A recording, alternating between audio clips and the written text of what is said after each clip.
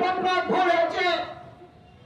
আমাদের প্রত্যেকটা শিক্ষিত বন্ধু, ছাত্র, যুব তাদেরকে রাস্তায় নেমে দিয়েছে, বাড়িতে নামিয়ে দিয়েছে, ক্যাম্প করে একেবারে টানা 15 দিনের মাধ্যমে সমস্ত ফর্ম ফিল আপ করা হয়েছে।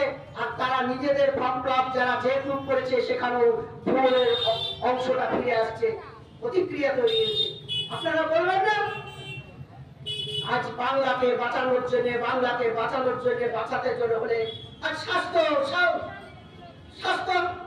অবস্থাটা কোন জায়গায় দাঁড়িয়েছে ভাবতে পারেন।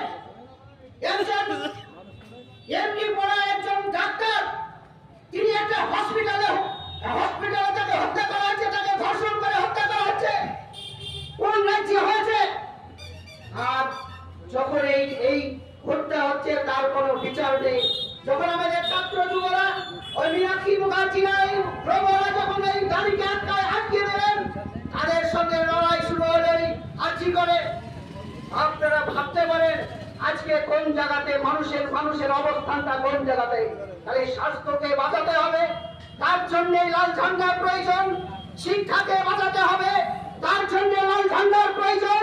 শ্রমকোড বাতিল করতে হবে, তার জন্য লাল ঝান্ডার প্রয়োজন। টোটো চালকদের রেজিস্ট্রেশন বিনা পয়সায় করতে হবে, তার জন্য লাল ঝান্ডার প্রয়োজন। শ্রমিকদের বেতন বাড়াতে হবে, তার জন্য লাল ঝান্ডার প্রয়োজন।